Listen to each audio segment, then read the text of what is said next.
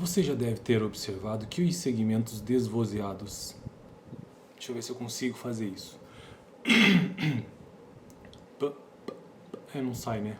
É o P de pato. T, t, t, k, k, k, i, f.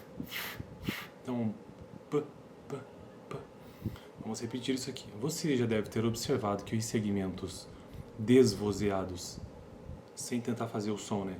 P, T, K e F, são precedidos de segmentos desvozeados na sílaba precedente, que pode ser uma das sibilantes S ou Sh. Por outro lado, os segmentos vozeados B, D, G e V, ou seja, B, B, B, D, G e V, V, são precedidos de segmentos vozeados, que pode ser uma sibilante Z ou Ch. Bom, este é um parágrafo sobre um exercício que eu comecei na aula passada, ou melhor, no vídeo passado, para conseguir entender melhor a primeira premissa da fonêmica. E o que diz a primeira premissa da fonêmica?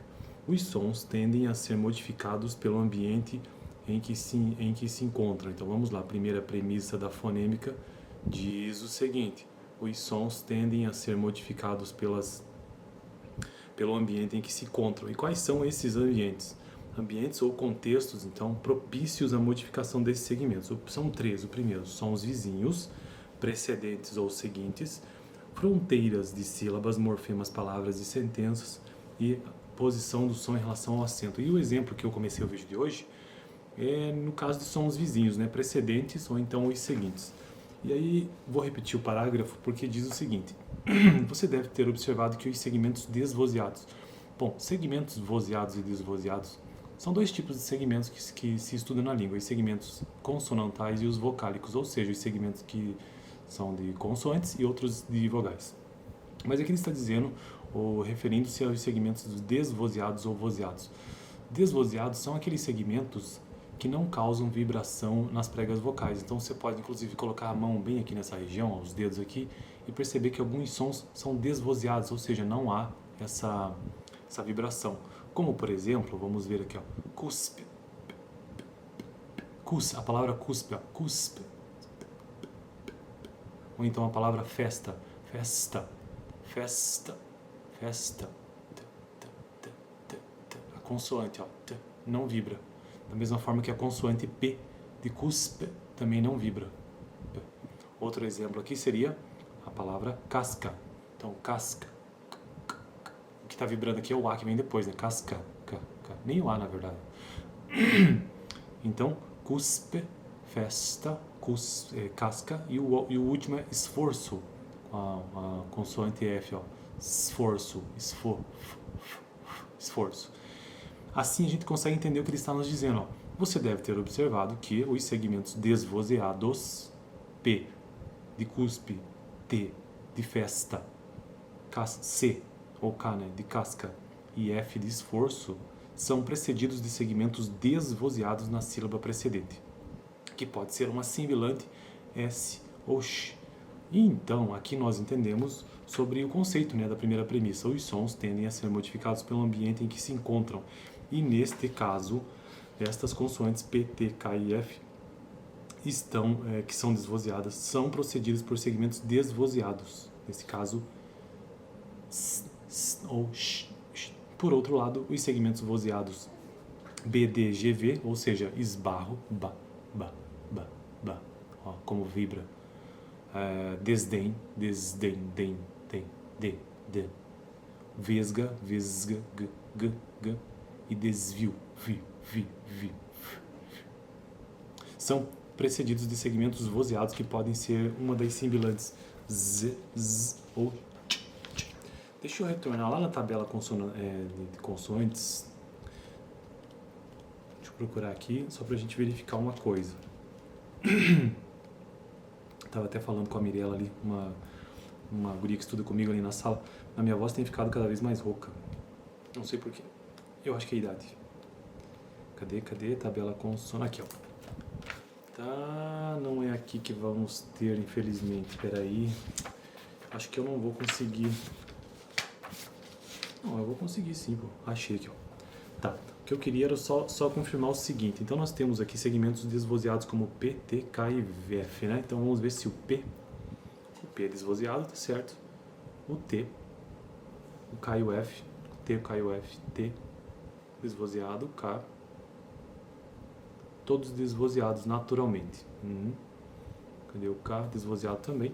E depois nós temos o BDGV. B, T, G e V. Esse é vozeado, tá? Bom, então tá. Então com esses exemplos aqui a gente percebe que as sibilantes S e Sh, elas acontecem um processo que eu já vou comentar sobre. Elas se tornam desvozeadas nesse caso, né?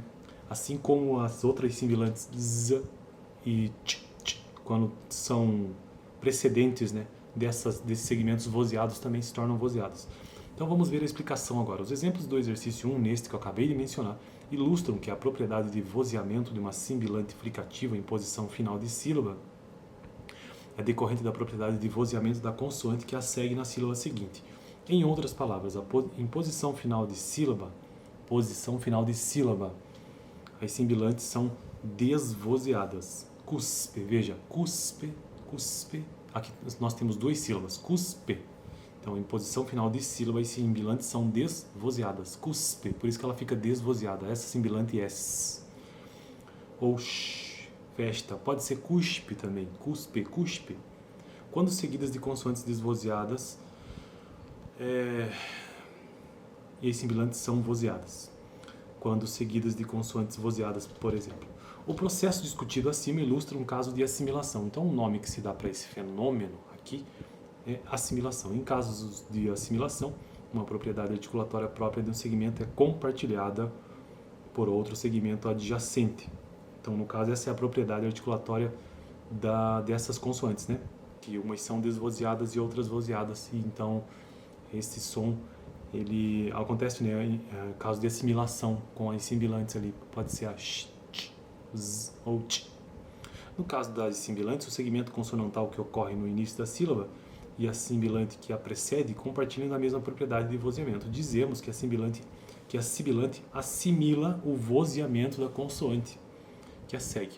O mesmo processo de assimilação de vozeamento discutido para as sibilantes ocorre também com um R forte em posição final de sílaba em alguns dialetos. Verifique o que ocorre em seu idioleto considerando as palavras arpa, urbano, porta, gorda, gorda, circo, argola, garfo, árvore.